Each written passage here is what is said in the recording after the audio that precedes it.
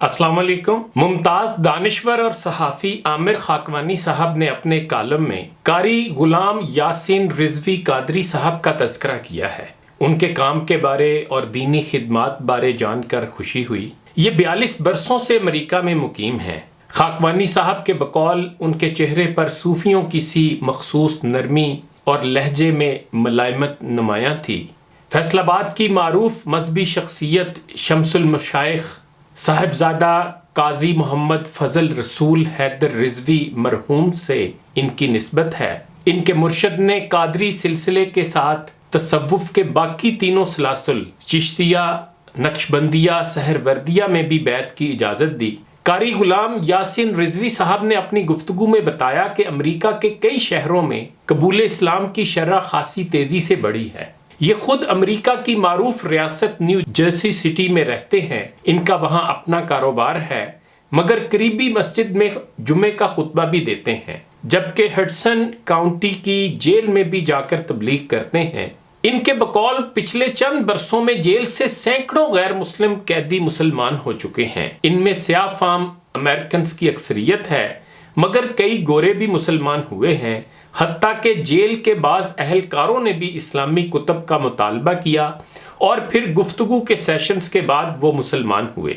रिजवी साहब के बकौल जेल के सीनियर हकाम इन विजिट्स की हौसला अफजाई करते हैं, क्योंकि उनके मुताबिक जो कैदी मुसलमान हुआ उसके रवैये में गैर मामूली तब्दीली रूनुमा हुई। जेल के अलावा भी जर्सी सिटी के कई गैर मुस्लिमों को मस्जिद, जो एक बाकायदा मरकज़ है, इसके ज़रिए मुसलमान किया गया है। बड़े इंकसार के साथ कारी साहब ने धीरे से ये भी बताया कि उन्होंने 1000 के करीब लोगों को मुसलमान किया है।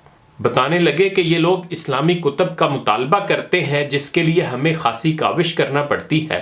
हत्ता के बाज़ पम्फलेट्स और कुतब ये खुद भी तहरीर करते हैं ताकि उन नौ मुस्लिमों को दीन की बुनियादी मालूमात मिल सके। ये सब पढ़कर मुझे अपने भाई के दोस्त सज्जाद साहब की बात भी याद आ गई, जो स्वीडन में होते हैं, और उनके बकौल अब बहुत से पुलिस वाले अपनी ड्यूटियां मुस्लिम कम्युनिटी वाले इलाकों में लगवाने की कोशिश करते हैं, क्योंकि वहां जुराइम भी कम होते हैं और आवारा और जुराइम पेशा गिरोहों की लड़ाइयाँ और पुलिस मुकाबले भी नहीं होते, जिसमें अक्सर पुलिस वालों की जान जाने का भी खदशा रहता है। इसका मतलब क्या ये नहीं हुआ कि अगरचे हम खुद भी अभी नाम ही के मुसलमान रह गए हैं, लेकिन फिर भी उन तरक्की याफ्ता गोरों से बेहतर हैं जो जुराइम, जिनसी बेरारवी, शिकावत कल्बी में सारी हदें पार कर जाते हैं। अगरचे अच्छे लोग हर मजहब और मुआशरे में पाए जाते हैं, लेकिन इल्हामी तालीमात से दूरी की वजह से जो मुआशरा तश्कील पाता है, उसके बारे बिलाखिर यही पता चलता है कि चेहरा रोशन अंदरू चंगेज से तारीख तर। रोजनामा 92 के संडे मैगजीन में भी अमरीकी जेलों में कैद छोटे बच्चों की हामिल माओं पर दर्दनाक मजमून छपा है। इस मजमून के लिखारी शबीर सोमरो साहब के बकौल गुज़श्ता निसफ सदी से अमरीकी जेलों में कैद ख़वातीन कैदियों की तादाद दुनिया के हर मुल्क की जेलों में मौजूद कैदियों से ज़्यादा रहती आ रही है।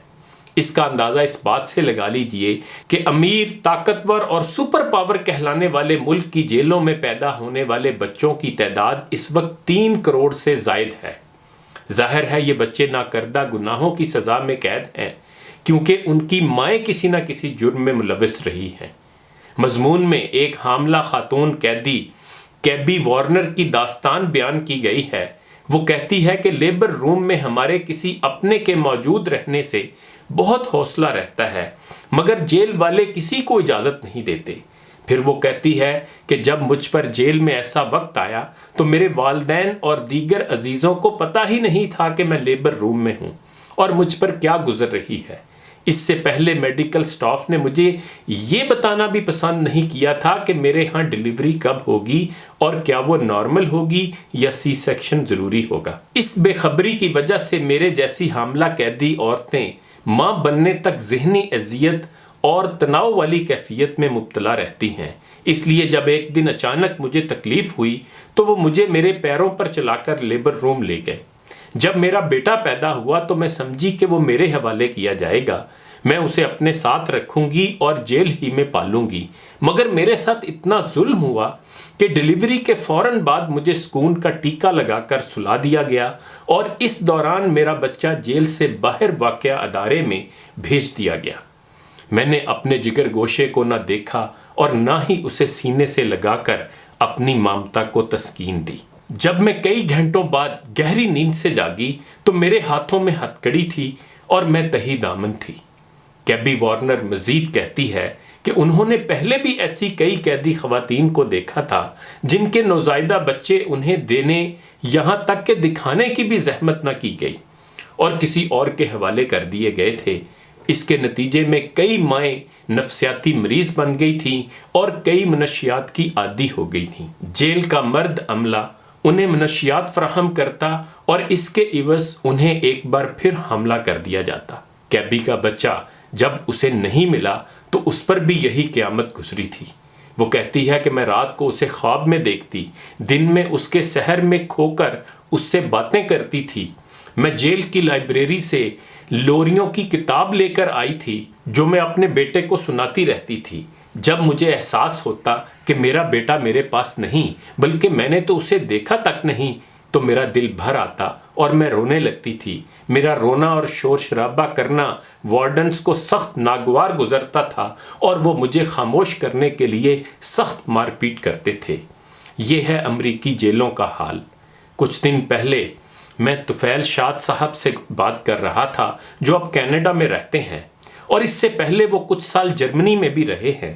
تو وہ جرمنی کا ایک واقعہ مجھے سنا رہے تھے کہ میں نے وہاں ایک بہت ہی اونچی عمارت دیکھی تو میں نے اپنے دوست سے پوچھا کہ یہ کس چیز کی عمارت ہے، تو مجھے بتایا گیا کہ یہ بھی ایک طرح کی جیل ہے، لیکن یہ جیل کے ساتھ ساتھ ایک ٹیکنیکل یعنی فنی تعلیم دینے والا ادارہ بھی ہے۔ جو لوگ غربت کی وجہ سے چوری ڈکیتی کرنے پر مجبور ہو جاتے ہیں یا کسی معمولی جرم کا ارتکاب کر بیٹھتے ہیں تو انہیں یہاں قید کیا جاتا ہے اور قید کے ساتھ ساتھ انہیں فنی تربیت دی جاتی ہے، انہیں کوئی ہنر سکھایا جاتا ہے تاکہ وہ معاشرے کا ایک کارآمد فرد بن کر اپنی روزی کما سکیں اور انہیں روزگار کے حصول میں مشکل پیش نہ آئے۔